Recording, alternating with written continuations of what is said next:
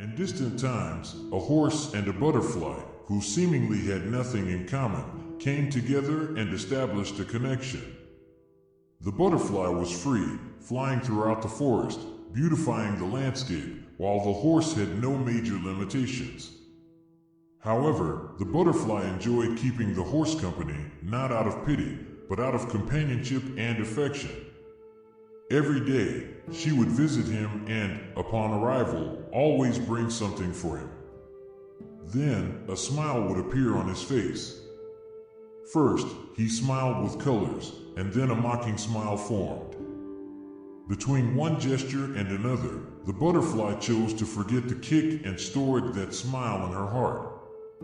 Years passed, and one morning, the butterfly didn't show up to visit her companion. He didn't notice the absence at first, as other mornings came. However, the horse began to miss the butterfly and decided to leave his corner in search of her.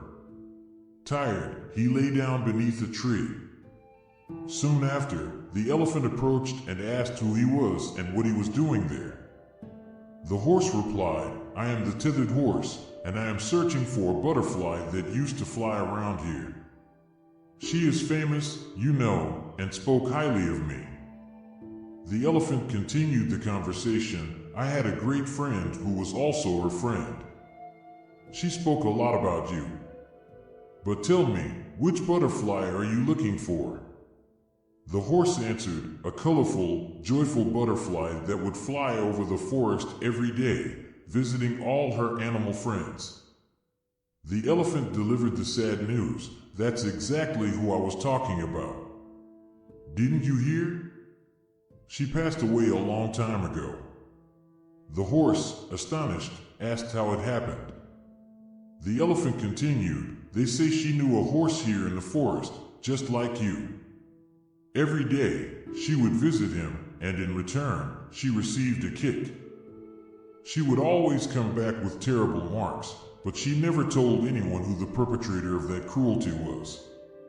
She only spoke of the pleasant visit she had that morning, mentioning you with great joy."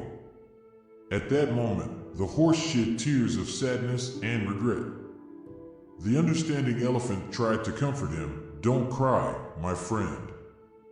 I know how much you must be suffering. She always told me you were a great friend. But understand, she received so many kicks from that other horse that she lost her wings, became ill and sad, and then she passed away. The moral of the story is that we may accept the kicks we receive when they are accompanied by a smile.